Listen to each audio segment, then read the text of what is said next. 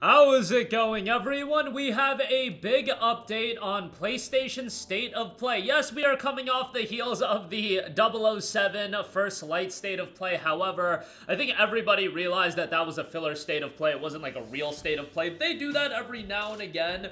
They did one for freaking Suicide Squad Kill the Justice League. Yeah, I would rather forget about that. But the actual State of Play that is going to set up 2026 is reportedly happening next week. As noted on Insider Gaming, another source has stated that PlayStation has a State of Play planned for next week, and this is coming from Nate the Hate, who 100%, this is a tier 1 source, a top tier source, and somebody tweeted at Nate the Hate, will there be a Sony show State of Play or showcase this or next week, you think? Nate the Hate noted next week. However, we don't know if it's a State of Play or if it's a showcase. I would rather them go the route of doing a State of Play.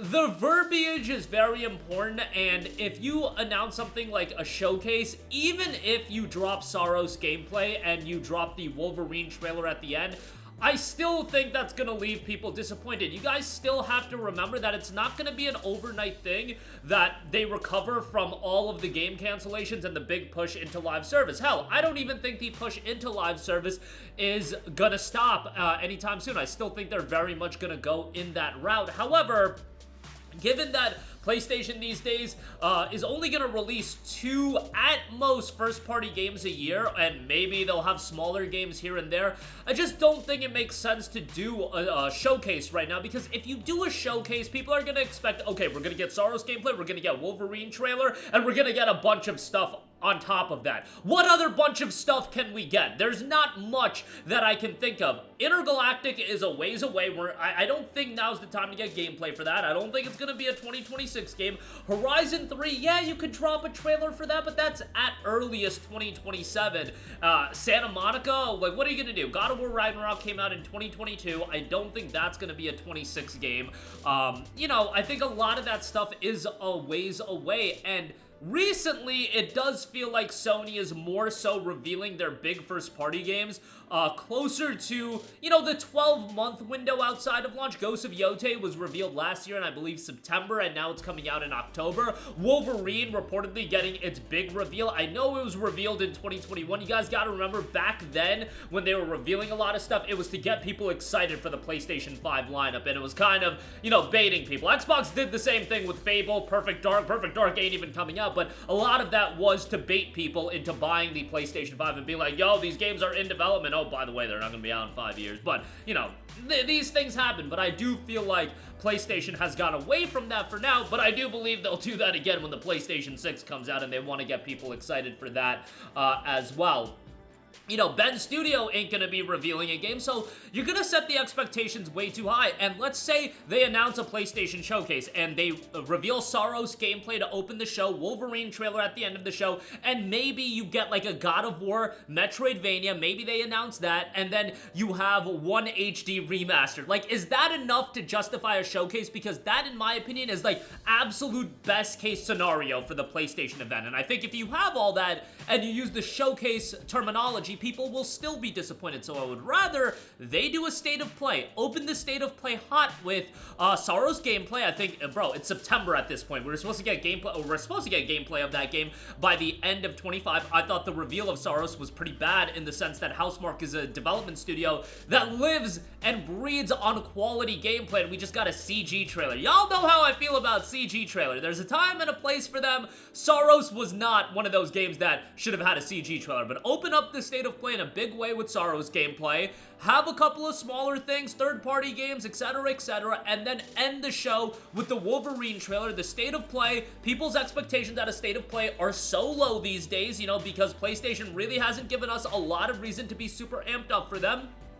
But if you do a State of Play like that, expectations are going to be set low, and I don't know how anybody could be disappointed. If we get Saros gameplay and then end it with a Wolverine gameplay trailer, that's a 10 out of 10 State of Play. For my expectations at a State of Play these days, that's a 10 out of 10 State of Play, because that would set up 2026 in a big way. On top of those two games, you'd have, you know, the PlayStation published title in Marvel Tokon. That'll be coming out in 26, and if you get like another smaller, like published game, the God of War Metroidvania, a remaster here here or there, like Gravity Rush 2, I don't know, something out of left field a little bit.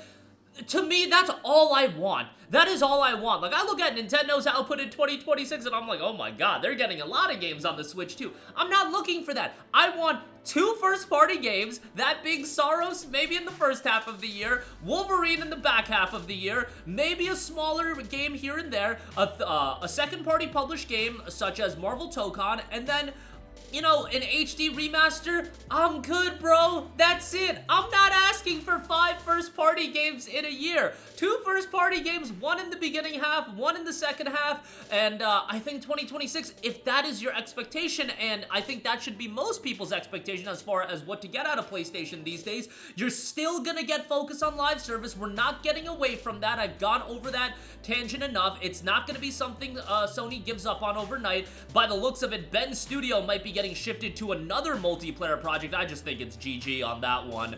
I just hope Ben Studio's around and they don't get shut down. If I hear Ben Studio get shut down, that's gonna be one of the most disappointing videos I ever do, like, legitimately. But yeah, I just think if you keep your expectations in check as far as what to expect out of 2026, and I'm laying it out for you, the best case scenario right now. And you guys let me know, like, I look at that lineup, if we actually get Saros, which has been confirmed for 2026, Wolverine looking like it is 2026, you get Marvel Tokon, which PlayStation is publishing, and let's say there's a smaller game there as well that PlayStation publishes, and maybe an HD remaster. Like, the smaller game and HD remaster, relatively innocuous in the grand scheme of things, but if you look at the tentpole titles as Saros and Wolverine, I feel like that's a W. Am I crazy? Given the recent track record of PlayStation, I think that's a gigantic W. We'll see how Saros turns out. We'll see how Wolverine turns out. But given that 2023, you got 1 game. 2024, you got 1 game, and it was a smaller scale game. 2025, you got 1 game. Again, all from first party.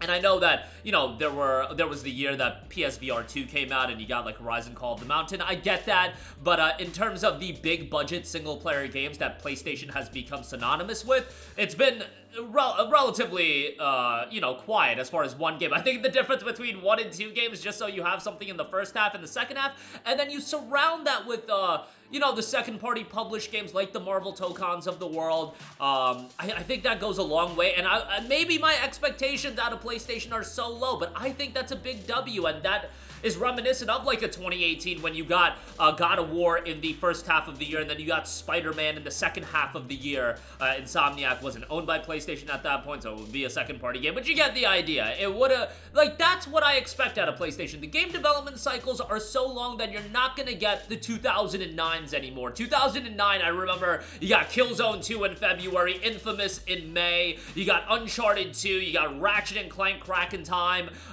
you know, Demon's Souls was published by PlayStation, I believe, actually Atlas stateside, but you get the idea. There was just like a billion exclusives that you're not gonna get a generation anymore where you're getting an exclusive and a big budget exclusive every quarter. I just think that's an unrealistic expectation. First of all, they don't have the necessity anymore to do that because you're already bought into PlayStation and they perceive as they're not going to lose you, so they would rather, instead of doing, you know, 3 exclusives a year that you are accustomed to, and when I say accustomed to, I mean the big single-player games, they would rather, we'll give you 1 or 2 exclusives and then go check out our live service games and hopefully you'll dabble into those microtransactions, you know what I'm saying? Maybe you'll get Fair Game next year and that'll be a gigantic success, you know, we'll see about that. But, yeah, and to be fair, in like 2024, you got Astrobot, you got Helldivers 2, which was a PlayStation published game, but, you know, second party game. As far as first party, big budget single player games, I would like to get 2 of them in a year. And 2026, if you get 2, I just feel like that's huge W. That's a huge W to me. So hopefully this state of play does set that up. And I think that would be big. And Saros, open up with Saros. Give Saros the positioning to elevate the status of that game. The opening slot and the closing slot of any event should be a big deal. That's why I bugged out when in Showcase 2023, they opened up with a garbage CG Fair Game trailer. Like, who structures these shows? And after the garbage Fair Game CG trailer, they followed it up with the Helldivers 2 gameplay trailer. It's just like, structure these shows properly. Open with the Saros gameplay reveal, close with Wolverine. These things are fairly simple. Like, I'm not doing rocket science here. I feel like these things are fairly simple, and PlayStation must know the games that their core audience that's watching an event like this are gonna get excited for. It's Saros and Wolverine, so showcase those two games properly. But that's gonna do it for me. Let me know all of your thoughts in the comment section down below, and let me know, Saros Wolverine in 26. Let's go with those two games as the big titles for PS5 in 26. Would that be something that is like, okay, that's exciting. That's why I bought a PS5. I think that would be a huge W. You guys let me know in the comment section down below. As always, sound off there. Thank you for watching, and goodbye.